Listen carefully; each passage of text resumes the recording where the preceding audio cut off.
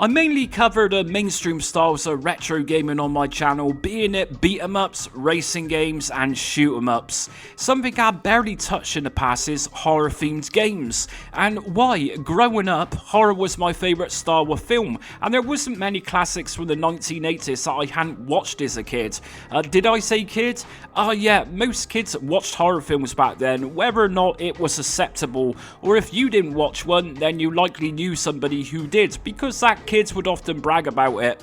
I was one of those kids who had heard about the controversial video nasties produced in the 1970s and 1980s and were promptly banned for years before being reclassified and re-released to the public. I was one of those kids that looked at those video nasties like they were the absolute holy grail of horror, and was of course over the moon when the late 90s came and seen the cinema re-releasing The Exorcist again. In fact, I watched it at the Showcase Cinema at the time on its re-release. Shortly after, I enjoyed watching the Texas Chainsaw Massacre for the first time, rather than a neighbour's bad VHS pirate copy that I grew up with. As for those films that weren't banned, Freddy Krueger today is my horror icon of choice, and have enjoyed the Nightmare on Elm Street films since I was in junior school. Friday the 13th is my next choice, Part 6 Jason Lives being my personal favourite of them all. And let's not forget about all the lesser talked about films such as Reanimator, Bad Taste, Brain Dead, Shocker, Bad Dreams, and truth be told, An American Werewolf in London was the first horror film that totally spooked me at the time. So yes, I am a horror fan, well, of the best eras of horror anyways. So today we are checking out the horror icons that ended up on home computers and consoles. Terrifying it might be in places due to some of the terrible quality of these games. It might not be Halloween, but horror fans are horror fans regardless of the season.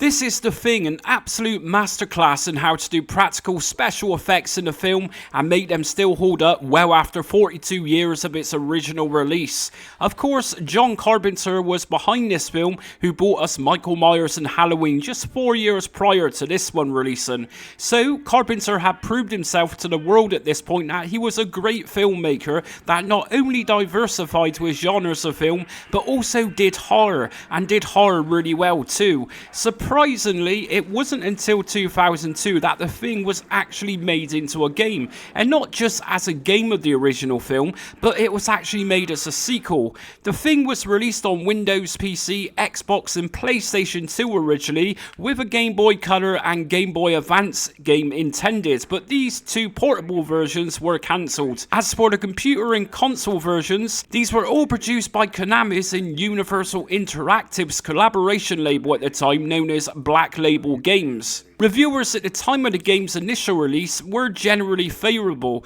and of course fans of survival horror games such as Resident Evil latched onto it, as well as fans of the film itself. In fact, this game sold so well at the time, there was actually plans of a sequel, but Computer Artworks who developed it went into receivership in 2003. The Thing even had a remaster for current gen consoles last year, which again, it reviewed fairly well despite a couple of bugs still being present. As for the game itself then, we play as Captain Blake, a member of the American Special Forces, and it's our mission to establish what has happened to the research team from the original film. Of course, the game plays in a third-person perspective, and we do get the option to use other Special Forces NPCs to help us take on certain tasks within the game, and we can even use them to take ammo if we need it, and order them to take on tasks for us. You might find yourself wandering around initially feeling a little clueless, but the more exploration we give the game, the more the game opens up and more interesting it becomes, with a fairly gripping storyline too, with some really great cutscenes. And it's also not too shy of showing some gore either. It's a fairly startling game to play in places, although I would recommend playing the remaster which came out last year if you have never played The Thing before. The current gen versions just gives it that little more to make it a nicer experience to play.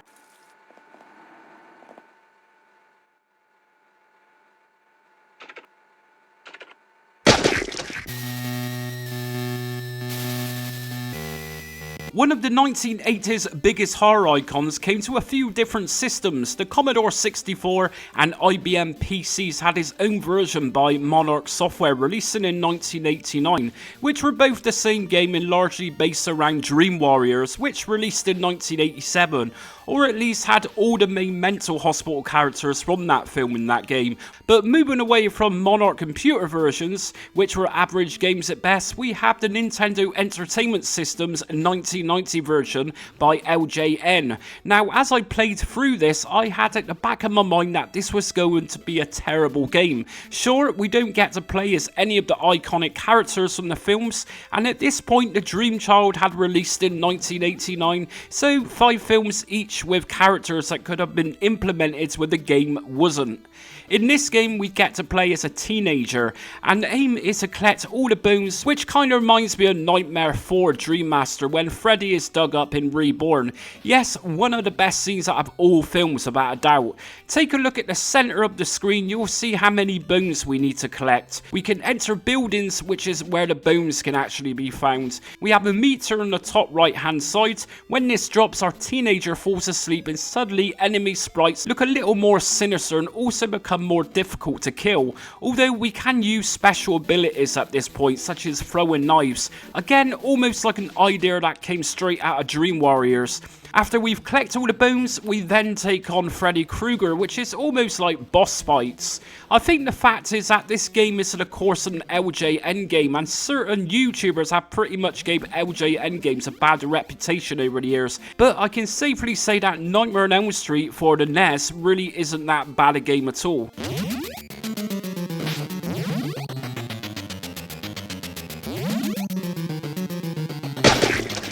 So you're probably asking yourself how a handsome devil like me ended up in a place like this with you, right?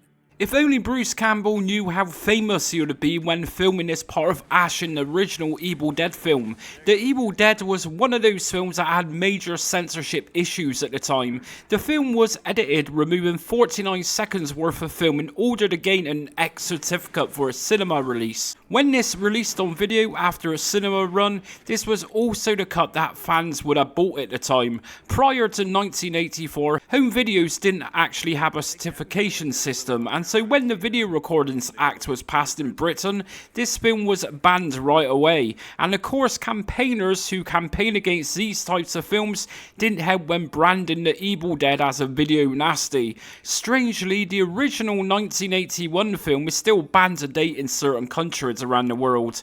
It wasn't until 1990 that fans seen an actual release of the film on VHS with another 66 seconds cut, as well as the original 49 seconds too.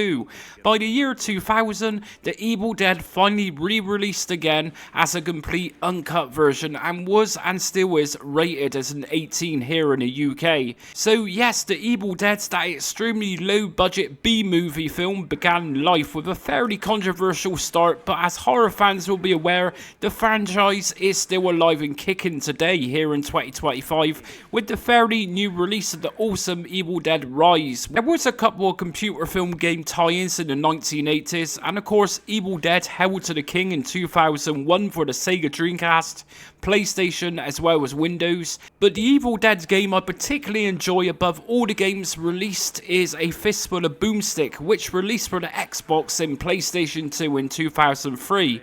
There was also another Evil Dead game for the same platforms in 2005 with Evil Dead Regeneration, but Evil Dead A Fistful of Boomstick has a particular charm about it. The charm is that it partly places a sequel to Army of Darkness and even features Bruce Campbell's voice in the game, and there is plenty of Bruce Campbell cheesy lines too which will keep you entertained. It's a third-person base hack and slash game where it opens up with Ash talking about his dealings and battles with the Necromonicon Ex Mortis to a random person. As we play the game, we then begin finding out who that person is that Ash is actually talking to and how he ended up where he is. It's a fairly basic game, but it's not about taking itself too seriously. We wander around streets fighting deadites and taking on quests which help us progress further into the game. This is a seriously great game which doesn't get talked about too much.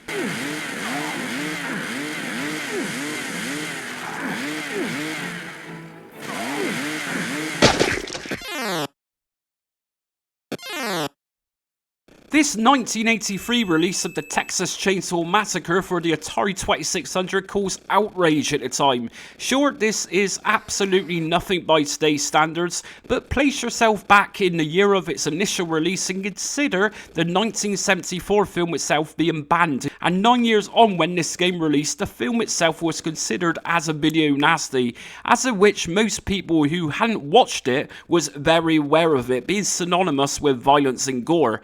So it's safe to say that many stores refused to promote or even sell this Atari 2600 game at the time, and especially since the aim of the game is to play as Leatherface hunting down victims armed with a chainsaw. The aim of the game is to kill as many victims as possible. Each one is worth 1,000 points. We even get a chainsaw refuel at every 5,000 points, which means we can continue the killing spree. The game ends once we run out of fuel for the chainsaw. We need to avoid wheelchairs, hedges and other bits and pieces, otherwise the chainsaw continues running out of fuel, and we need to of course slaughter more victims for more points. The sound effects here used are of course typical for this system, very rudimentary in sound that is. We often hear high pitched sounds in the game which actually represents the victims screaming.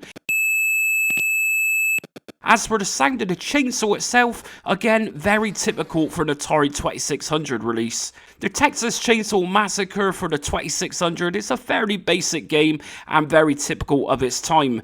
Now naturally, and given the time of this game's release, you might think that VSS, who developed it for Wizard Video Games to release, might have considered the aim of the game playing as a victim and attempting to escape Leatherface, but nope, the exact opposite.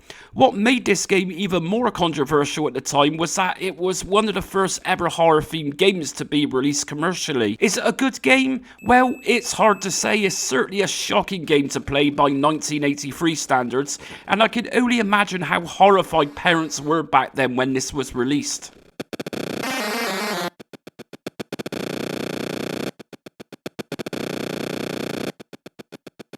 If you're enjoying the content today, please like and subscribe, and also remember to hit that notifications bell and select all so you don't miss upcoming content. This channel also has a wealth of emulation tutorials, including standalone and front-end guides. Just Jamie is your ultimate go-to channel for everything retro related.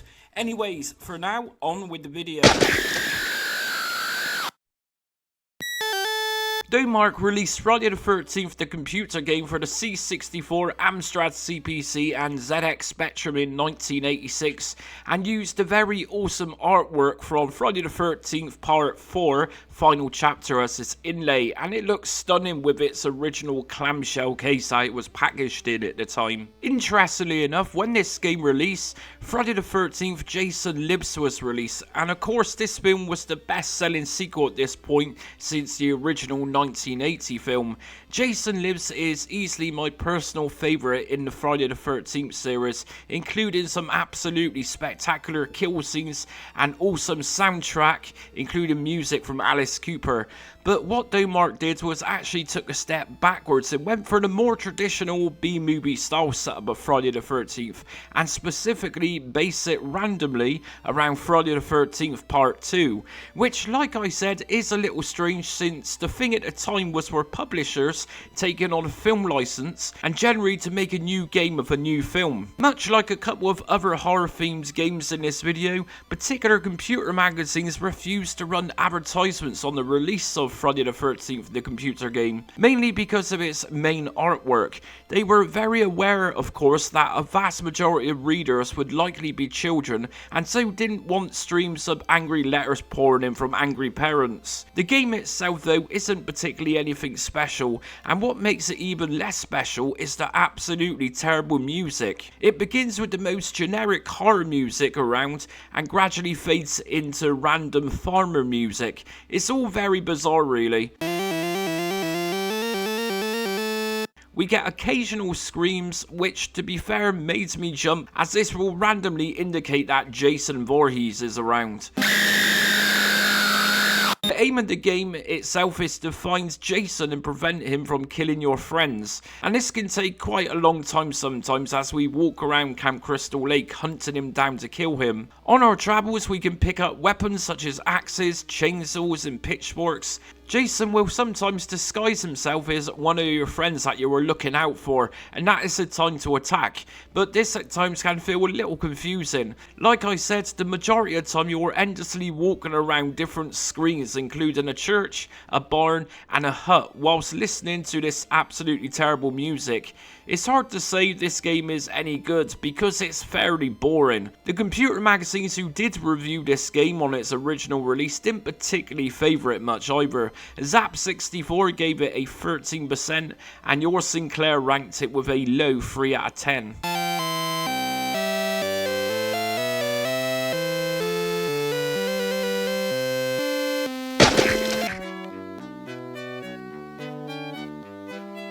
Now, what kind of horror games video would this be without mentioning one of horror's first classic icons? This is Mary Shelley's Frankenstein.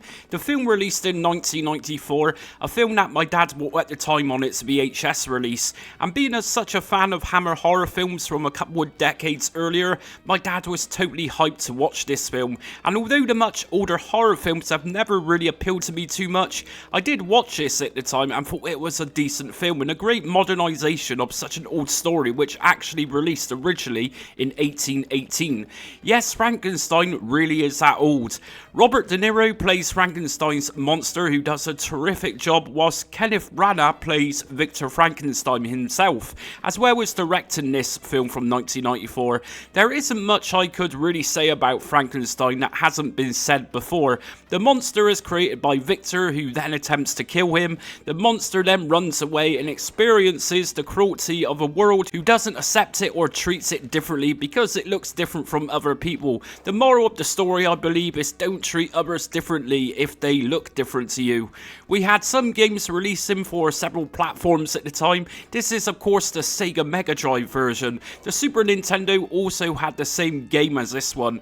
A couple of other platforms which had games were very different to this, which includes the Sega Mega CDs game with plenty of FMV cutscenes. Although the Mary Shelley's Frankenstein 16-bit console games are far from perfect, admittedly, I actually have a soft spot for this particular Sony ImageSoft release. I say far from perfect because the controls aren't particularly the greatest. We of course play as the monster and we need to battle our way through several levels using a stick. Although we can actually set fire to the stick, which to be fair doesn't really make a great deal of difference. Enemies still take the same amount of hitting to actually kill off.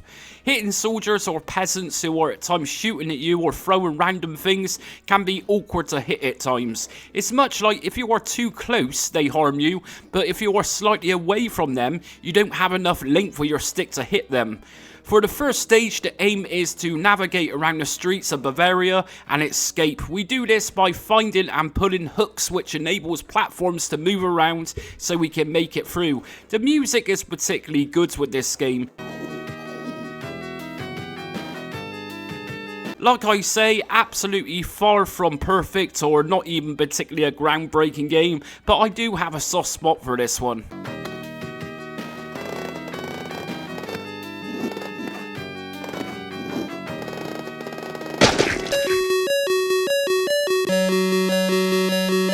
Just as you thought the widespread panic and disgust of the Texas Chainsaw Massacre for the Atari 2600 might prevent games of the same style from being produced ever again, a few months later, the same company also released Halloween. The packaging for the game features the original 1979 Halloween artwork, yet the game isn't particularly set around a specific film.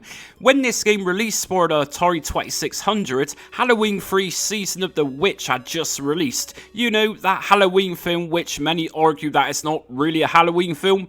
Anyways, regardless, I think we can safely say that Halloween the game, which was an Atari 2600 exclusive, was solely based around the first two films, if any at all.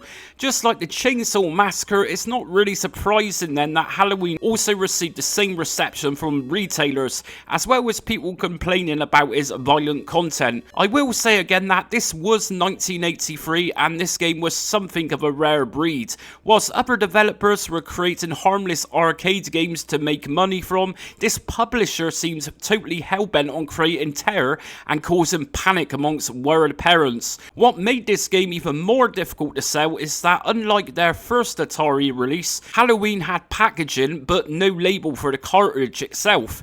If you do own one with an official sticker, then you were likely sitting on a small fortune. If you bought this game originally in 1983, then there is a good chance that your cartridge has a handwritten sticker stuck to it with the word Halloween and nothing else. Why? Of course, this was for the publisher, which was Wizard, to cut down production costs. It's almost like the publisher was very aware at the time that the sales of Halloween was going to be excruciatingly poor. I mean, really, why didn't they just focus on creating a Pac-Man or Space Invaders clone? Who knows?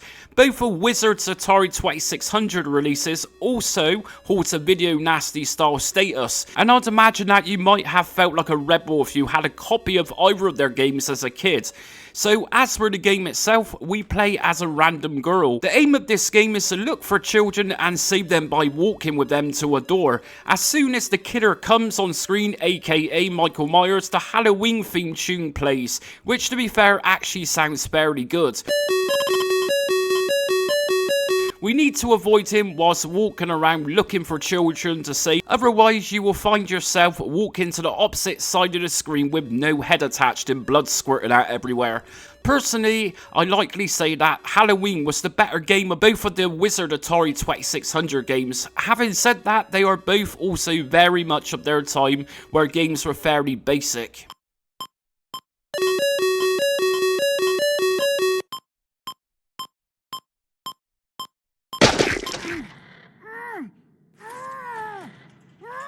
The early 2000s saw a resurgence in horror films, specifically horror that aimed to shock people. Many reboots started to emerge, such as the Texas Chainsaw Massacre and the Amityville Horror, but it also seen a fresh batch of new and original horror films releasing too.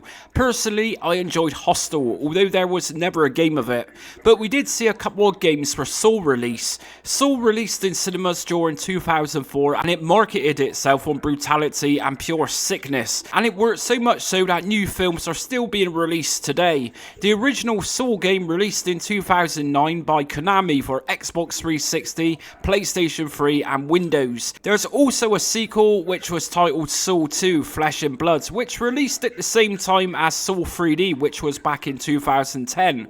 Konami also released the sequel 2 for this. The original game though was my personal favourite game of the two. It is set in between the first and second Saw films. The game plays similar to a survival horror game, although not as technical as some might be in the genre.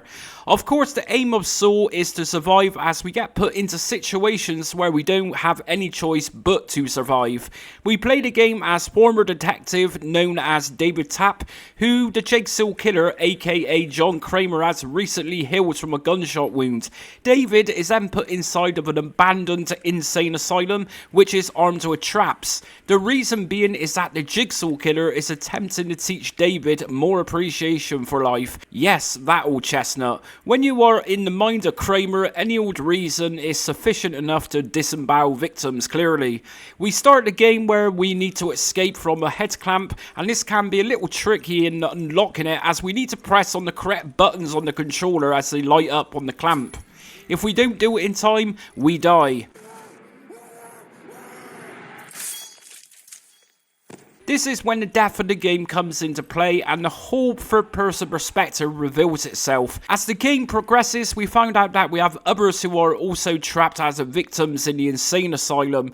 These are people generally who our character has connections with, and so at times we'll also need to save these people as they are set up with puzzling traps themselves. So yeah, Saw generally plays just like you would expect. A very faithful game which feels much like the films. What makes this even more faithful is that the original creators of Saw actually helped Zombie Studios, who developed this game, create fresh new traps which offer brutality. The creators of Saw also had active involvement in the storyline of this game too. The game also contains multiple endings, and so it's not necessarily just a case of finishing it and moving on to another game. This game definitely contains replay value because of the different ending scenes, and of course hardcore Saw fans would invest time in this to play the game differently every time.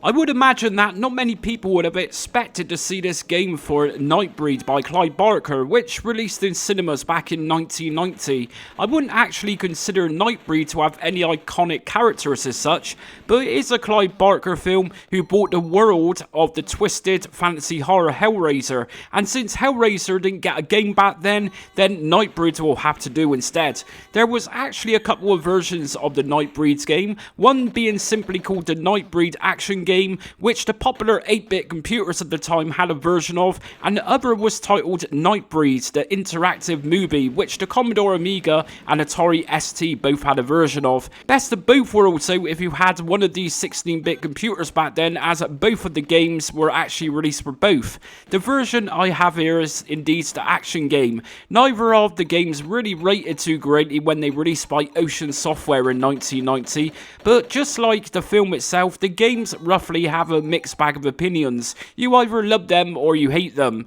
To say Nightbreed was a flop when it released wouldn't be quite right, as it did earn itself around 5 million in profit at the box office at the time, although largely the film released and got forgotten about quickly after.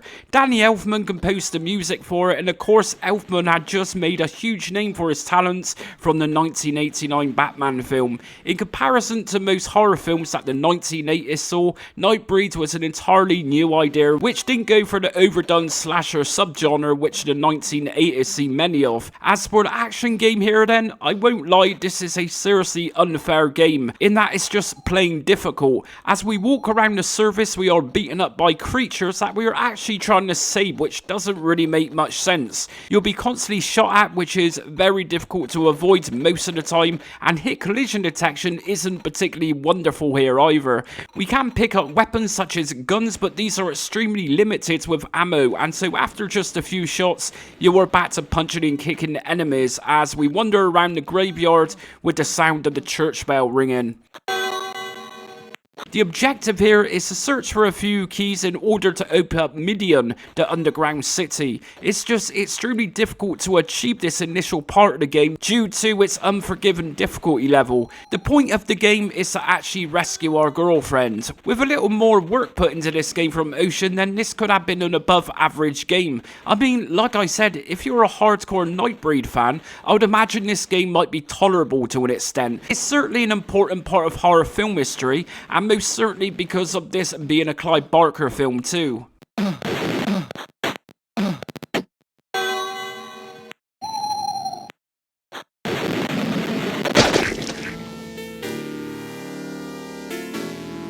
We'll end this video off today with another iconic part of horror history with Bram Stoker's Dracula. Of course not as old as Mary Shelley's Frankenstein, but nevertheless a very old book which was originally published in 1897.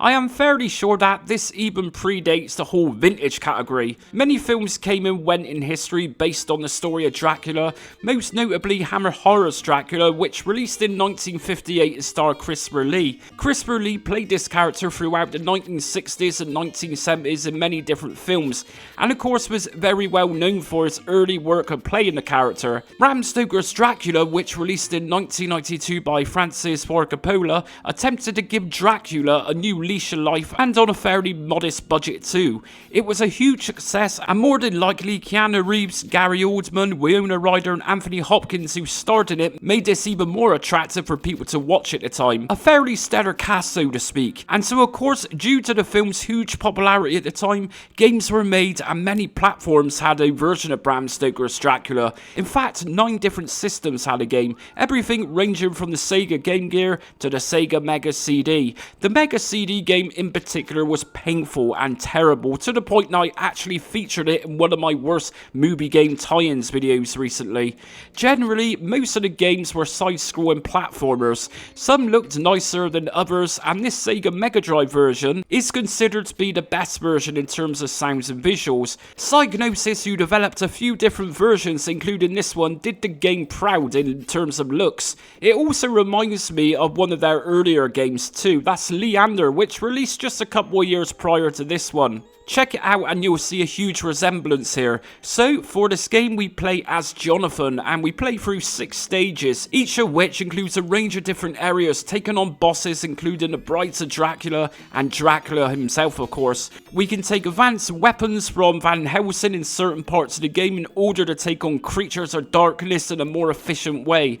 The Dracula games have more or less been slagged off to high heaven over the years, including not so favourable reviews back in the day. And sure, there were some appalling games of the film, but the Mega Drive game is actually a lot of fun, and especially if you love that awesome Psygnosis look and happens to be a fan of Leander. And that's it for today's video. So, which game did you enjoy playing when you was growing up? Do you remember the release for the Commodore 64's version of Friday the 13th? And was you particularly disappointed? Or maybe you was one of those rebel kids who had one of those Atari 2600 games? As always, leave us a comment in the comment section, and if you're new to the channel, please subscribe so you don't miss the next video. Until next time, stay retro.